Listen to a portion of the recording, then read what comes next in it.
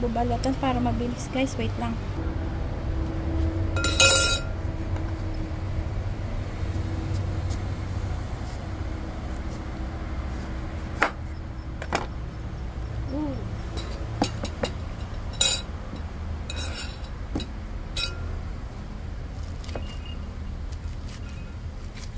Ganito din po ba sa lugar nyo? Makain din po ba kayo nito? Green papaya. Bigla tuloy ako nag-food sa atsara guys. Pickled papaya. Have you ever tried that guys? Masarap din yun.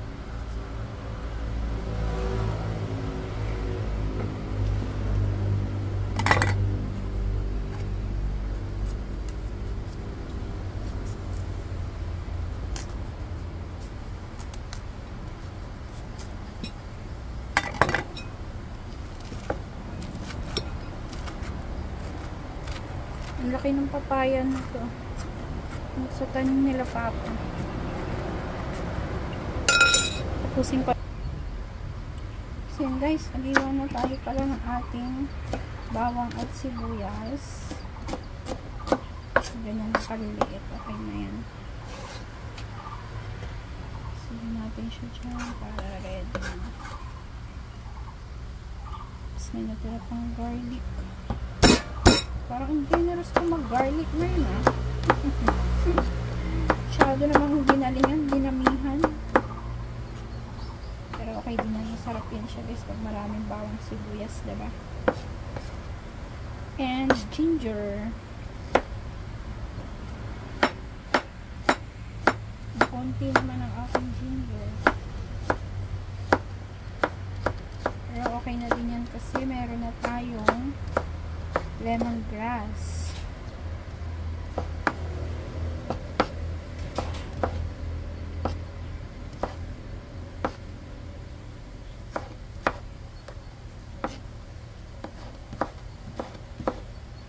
Okay.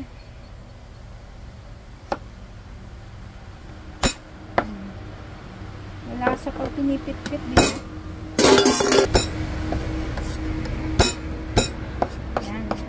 Labas na ang kanyang lasa.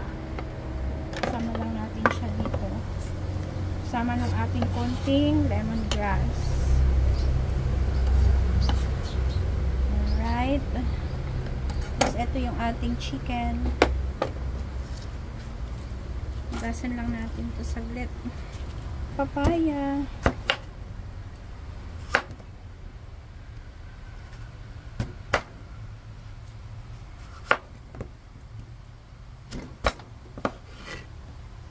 Ganito lang siya kalalaki guys. Para hindi matagal maluto.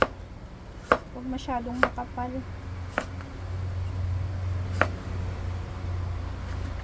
Kuha ko ng dahon pala ng sili dun.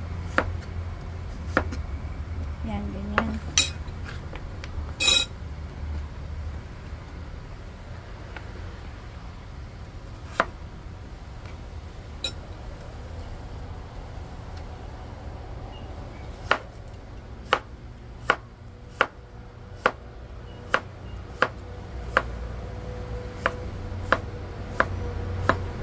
So, ganyan lang guys kanipis. Tapusin ko lang po sa guys, eto na. Natapos na natin i-slice yung ating mga papaya. Green papaya. Guys, may sponsor. Nagbigay si Kuya Guard. Yeah. Serte, diba? Naglaluto lang. Meron pang pa-sponsor.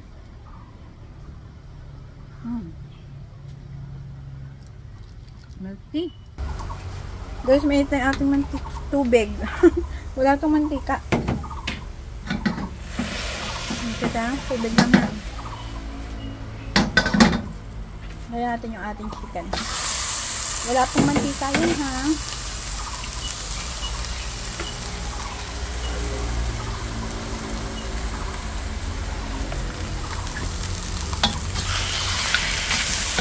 Isa lang natin sa sarili niyang mantika. Yan lang natin siya magmantika ng kusa.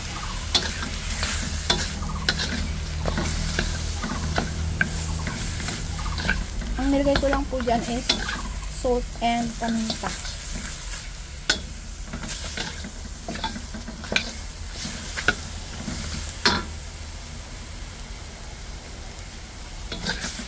Shaky ng aking kamay.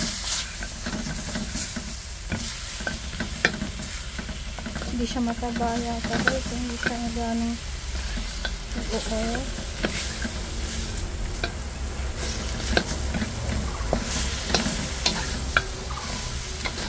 Tutubigyan siya maya.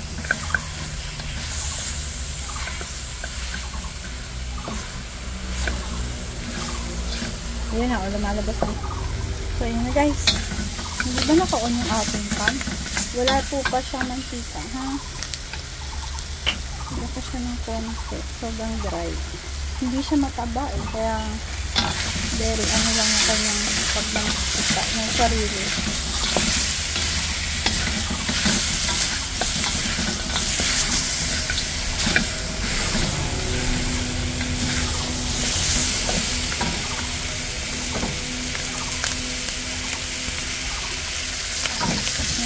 Ako ng mantika. Hinintay ko siya magmantika ng sarili niya. Ayaw niya. So, mag-isa na po tayo ng ating luya. Sabi lang natin siya dyan.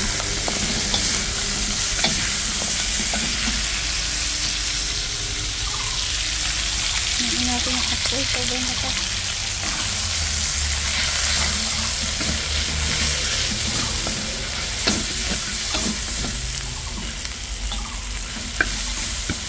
Luya. Ito na rin yung ating bawang.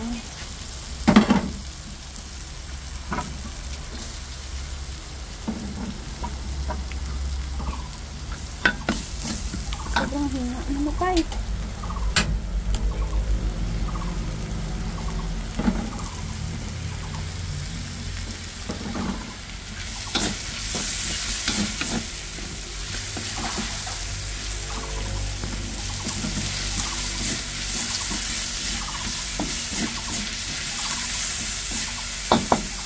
Native siya guys, hindi siya ganun kaano magmantika, unlike yung ibang yung, ano ba yan, 45 days ba tawag ba? Yung kulay white na chicken.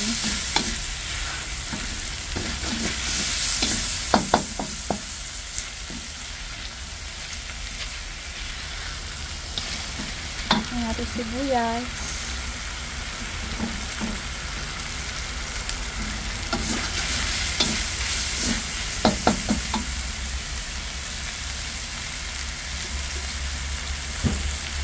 Bigyan natin konting mantika na masusunog ng ibang part. At lagay ko na rin itong aking ano guys, tanglad. Sayang ito.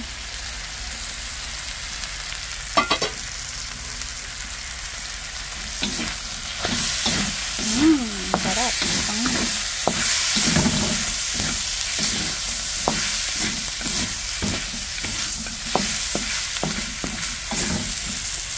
Yan, pag ganyan na yung kanyang consistency guys, nakikita nyo halos brown na siya, pwede na tayo magsabaw.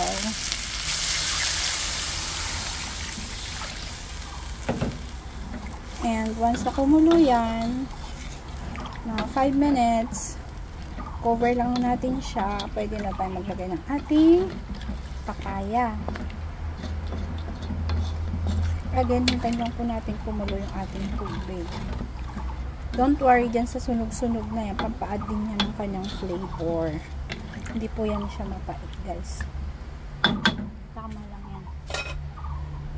So, cover up na natin. Ako tayo ng daw ng sita. Takaw na yan. Ha, mayo lo. Mayo yellow. 对呀，我要它的椰子 dahon niya guys, malapit nagda-dry na. May makukuha pa ba tayo dito? Tsagain na lang natin. Malasa pa din naman yan.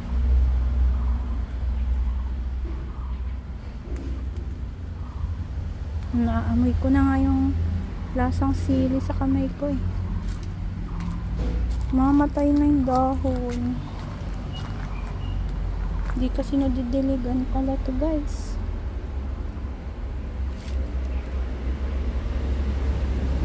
Dito. Okay na to. Madami na to.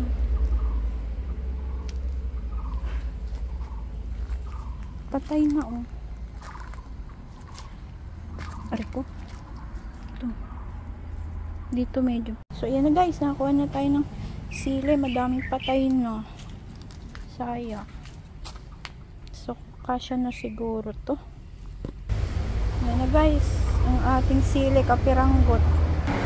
So yan na guys, yung ating sili kapiranggot lang. Kunin ko tong ano ba to? Bulaklak. Baka mapait. May lasa na din yan guys. Tanggalin ko lang itong mga bulak-bulak niya. Nahawa na nga yung amoy doon sa kamay ko. Habang hinihintay natin kumulo yung ating tinola para ilagay ang ating ito papaya, green papaya. Kawawa naman itong mga sili, malapit na silang mamatay. Diligan ko nga sila mamaya. Pwede na to. Okay guys, check na natin. Tara! Kulong-kulo na siya. Lagay na po natin yung ating papaya. Green papaya. Go in.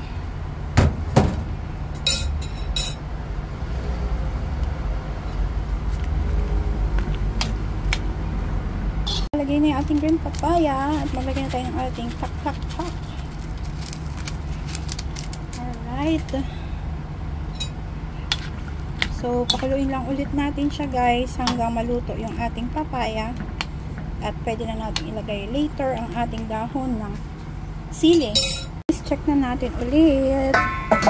Wow, pag ganyan na po yung kulay ng inyong papaya, malapit na yan maluto. Ayan. Mana natin ang kanyang sabaw.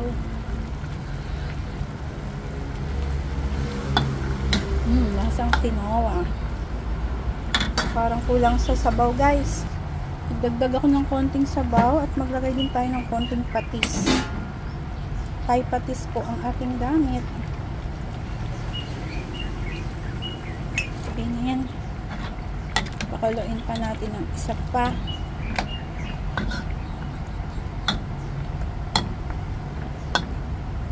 Sobrang hina kasi ng apoy. Lagay na natin guys yung ating dahon ng sili para maglasa na siya. Konti lang naman kasi ito. Okay.